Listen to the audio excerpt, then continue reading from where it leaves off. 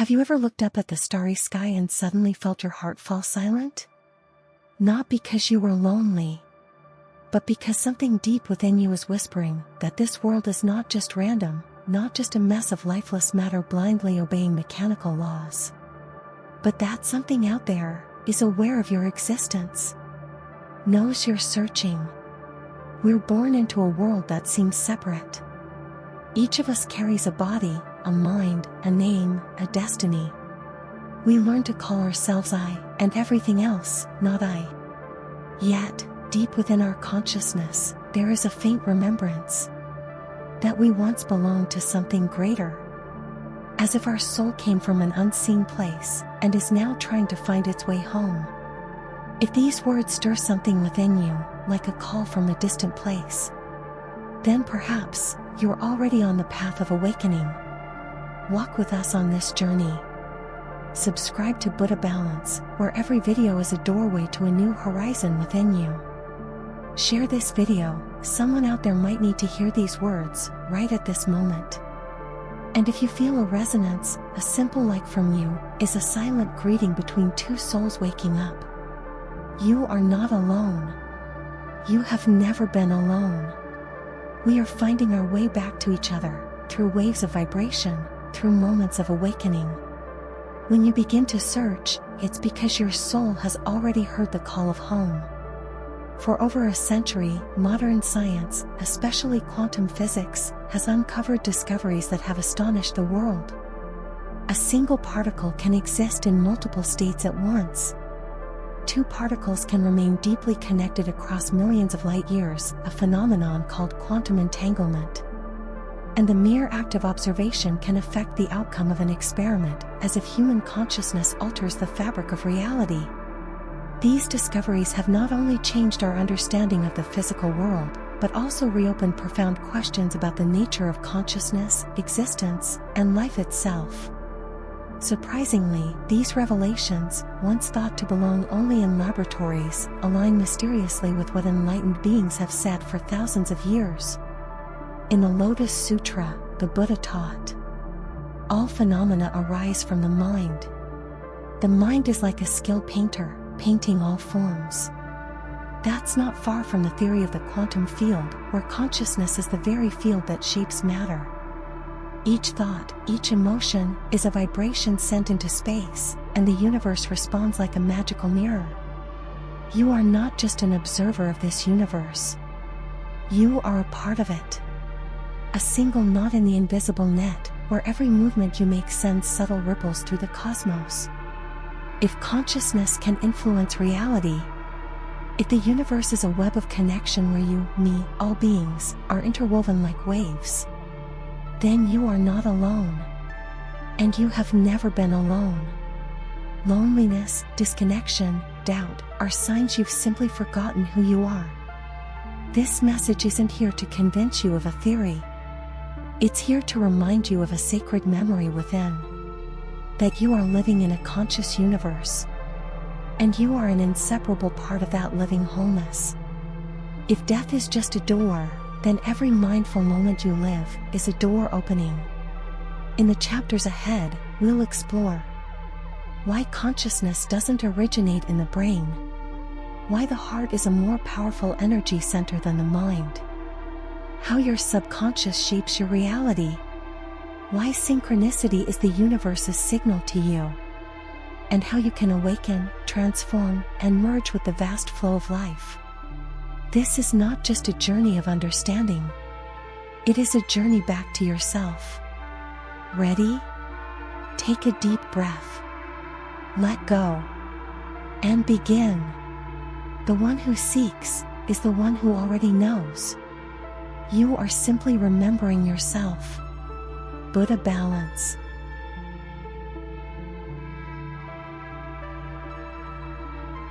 Quantum entanglement, when tiny particles speak of great truths.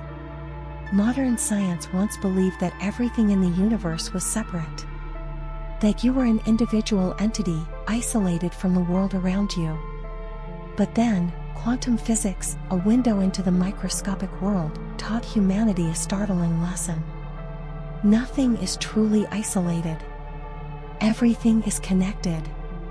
In famous experiments, scientists discovered that two particles, even if separated by millions of kilometers, could know about each other instantly. When one particle changed its state, the other responded immediately, as if an invisible thread connected them across space and time. They called this phenomenon quantum entanglement. But pause for a moment and imagine. If two particles, once in contact, remain forever linked, then what happens if we expand that idea to all living beings? You and I were once part of the same cosmic explosion at the birth of the universe. At the quantum level, we still carry subtle imprints of connection with all things. And perhaps, when you touch someone with love, something deep within them begins to resonate. The universe is not a machine. It is a living web of relationship. Like dewdrops on a spider's web, when one drop quivers, the whole net responds. Quantum entanglement may not only be a physical phenomenon. It could also be a spiritual metaphor, that all souls are inseparably linked. When you pray, even if no one hears, a part of the universe may still be listening. When you love, even if it goes unanswered, somewhere, a soul may be healing. Why can you feel another's joy or sorrow without a word? Why do you think of someone, and they message you moments later? Why do you sometimes walk into a room and just know you're not alone, even when no one is there? Perhaps, you're sensing something science is only just beginning to grasp. We are more deeply connected than the eye can see. And if quantum physics is the universe's way of whispering to you, you are not just this body. You are part of everything that breathes. Then, listen.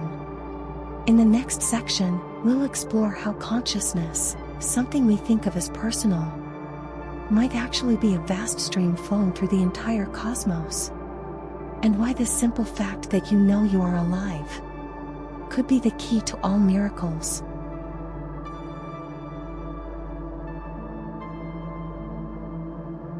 Consciousness, the invisible river flowing through all life. Have you ever asked yourself, who am I? Why do I know that I exist, while a rock does not? This question has led philosophy, science, and spirituality on a journey lasting thousands of years. But at the frontier between quantum physics and Eastern wisdom, something is becoming clear. Consciousness is not created by the brain. It is a current, and the brain is merely the receiver. Just like a radio doesn't create music, it only tunes in. The brain is not the source, it's the instrument that listens. The universe is a vast ocean of consciousness. And you are a wave wondering about itself. This may sound mystical, but consider these very real human experiences. When you meditate, you begin to observe yourself, as if a higher part of you is silently watching.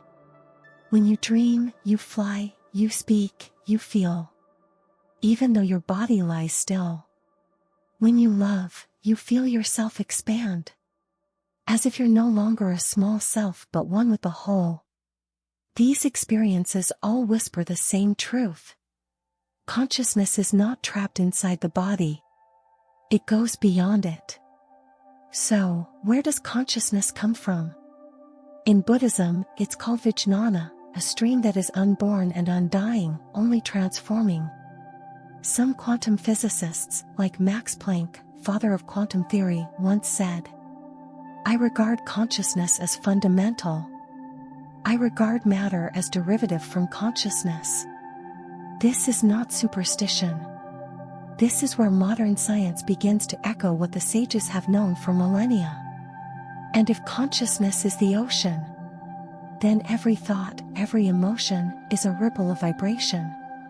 These ripples extend outward, affecting the quantum field around you, and shaping the reality you live in. When you think you're powerless, you shrink, like a drop separating from the river. When you awaken, you expand, and your ripple becomes part of the universe's movement.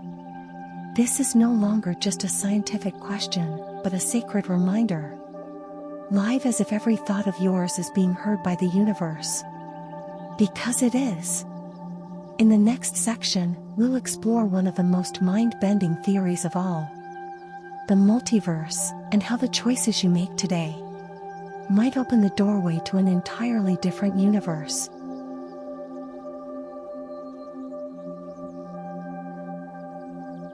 Three, the multiverse. Which world are you living in? Have you ever stood before a decision and asked yourself, what if I had chosen differently? What would my life be like? Science calls this hypothetical thinking. Buddhism calls it karma and dependent origination. Quantum physics calls it the many worlds interpretation. The multiverse is not just science fiction. It is a serious theory considered by leading physicists. According to it, each time you make a decision, the universe branches into multiple parallel outcomes. One version of you chooses to leave. Another stays. One version falls in love. Another walks away. One succeeds magnificently. Another suffers great loss. Not in imagination, but in actual parallel realities, coexisting right now. You are simply living in one thin slice of all those infinite possibilities. So, who is making the choice? You are. But not the you of the past, the you in each present, awakened moment. Every thought, every belief, every action is like a butterfly flapping its wings, subtly shifting the winds of an entire life, and also altering the current you are flowing within. You are not trapped in a single destiny. You are steering your own quantum boat, navigating through millions of potential streams. The Buddha said, mind is the forerunner of all things. Mind is the creator. When your mind is filled with anger, you step into a world filled with suffering. When your heart opens with compassion, you enter another world, lighter, brighter. You do not change the world. You change your vibration and step into the version of the world that already exists. Picture this. You're standing in front of millions of doors. Behind each door is a different version of your life. Same body, but completely different outcomes. And you don't have to die to step into another world. You only need to shift your current state of consciousness. Each time you forgive, each time you feel grateful, each time you let go of the old, you're not just improving yourself, you're shifting realities. The universe doesn't reward the ones who try the hardest. The universe synchronizes with those who are ready to align. And you are ready. When your mind becomes still like a mirror lake, reflecting yourself in countless parallel skies. In the next part, we'll dive deeper into the philosophical puzzles. How does consciousness jump between worlds? And does the self you're calling you truly exist at all?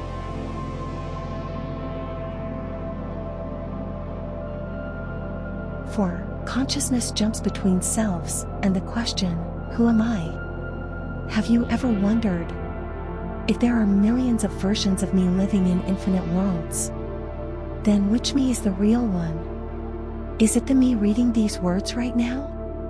Or the me who turned left instead of right 10 years ago? Quantum physics suggests that consciousness is not fixed to a single identity. It's a stream, constantly jumping between worlds based on quantum probabilities. You are not just a copy, isolated in one reality. You are consciousness experiencing one timeline among millions of possibilities. And in this moment, consciousness has chosen to reside in the version of you reading this now. But that choice can change. Just like tuning a radio, you don't delete the other frequencies. You just stop resonating with them. When your mind shifts, your vibration shifts, your beliefs shift. Consciousness switches frequencies from this reality to another with a more compatible vibration. This is how quantum immortality may work. you never die in an absolute sense. When one path leads to death, your awareness continues down a branch where you survive. From your perspective, you keep living. But if I am always jumping between versions, then what is I? Am I the body? No. The thoughts? Not quite. The memories? They shift day by day. The Buddha taught, all 5 skandhas are empty. Form, feeling, perception, volition, and consciousness are all composites. There is no permanent self. So, what am I? I is merely a temporary point of convergence in a stream of consciousness. A wave that rises from the sea and dissolves back into it. You are not someone. You are awareness manifesting through a body, a time, a story. And you can change the channel.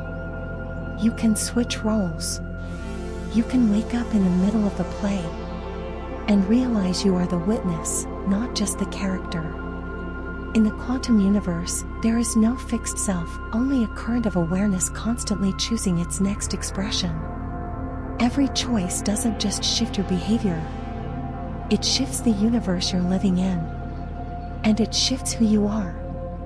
Meditation is how you return to the nameless self. Not this person or that. Not past or future. Just pure presence, formless, boundless. When the mind is still, the world becomes still.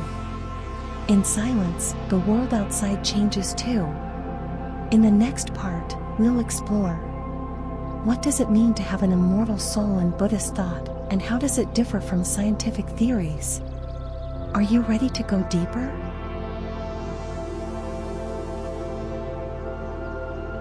V. Immortality and spirituality, and why death is just an illusion. Have you ever dreamed that you had died? But then you woke up and realized, oh, it was just a dream. So what if, right now, you are also dreaming? Dreaming of this life, this journey called being human, and one day, you too will wake up from it? Buddhism doesn't see death as an ending. In the Majjhima Nikaya, the Buddha said, there is no beginning, and no end, only the flow of name and form, consciousness and action, birth and death, arising and ceasing. Birth and death are just 2 sides of a cycle, like day and night, waves rising and waves falling. In Mahayana Buddhism, the concept of the Dharmakaya represents the true, eternal nature of all beings. Not born, not dying, not coming, not going.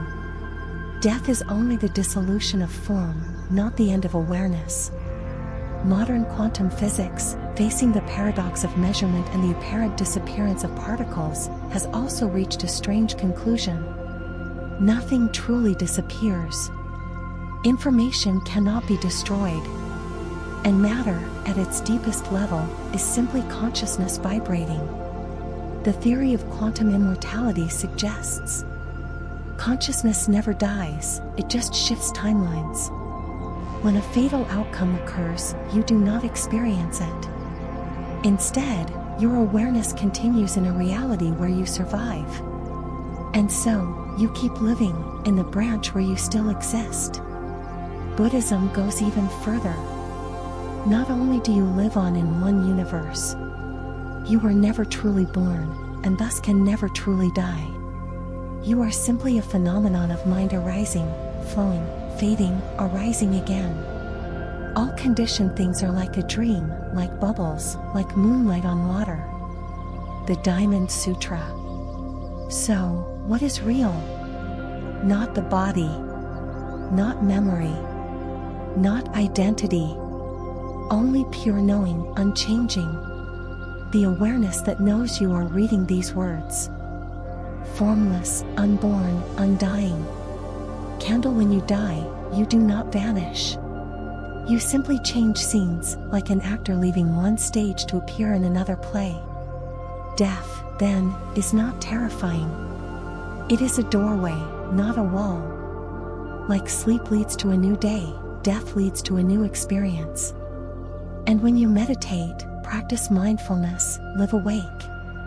You begin to touch the space beyond time, where you are no longer bound by birth, death, name, or self. You are no longer someone who fears death, because you've seen that you've never truly been born. In the final part, we'll come to the ultimate insight. The universe is consciousness, and you are the awakening, dreaming a dream called life.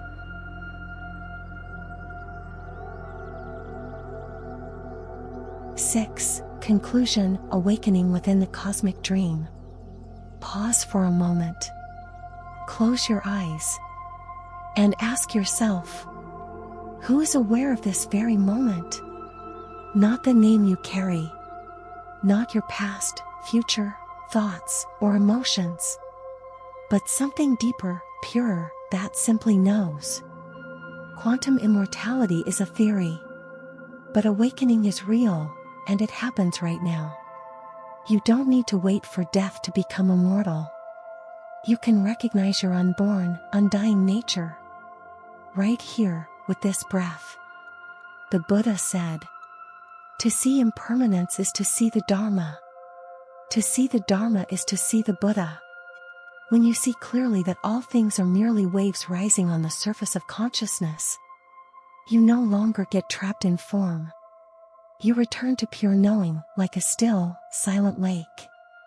Science may continue to measure, analyze, and model the universe, but only through direct inner experience can you realize the nature of immortality. Not through machines, but through meditation. Not through proof, but through stillness. So what is true immortality? Not living forever as an individual. Not avoiding death forever, but realizing you were never truly born, so you can never truly die. Everything is simply a dream within the cosmic mind. And you, the one reading these words, are that very mind dreaming itself. Dove, when you understand this, you stop fearing. You begin to live more fully, love more deeply, rest more peacefully. And every moment, whether joyful or painful, becomes a doorway back to awakening. If this video touched something deep inside you, please share it with someone who needs to hear it. Maybe they are afraid. Maybe they are standing at the edge of transformation. And one sentence, one video, could awaken them to their immortal nature. Thank you for listening. Don't forget to subscribe, so every week you can journey with us into the mysteries of spirit, science, and ancient wisdom. And if you feel called, leave a comment about a moment you felt you were part of something greater. We would love to hear your story. Endings are beginnings. Death is a doorway. You are not this body. You are the light dreaming. See you in the next dream. Namo Shakyamuni Buddha.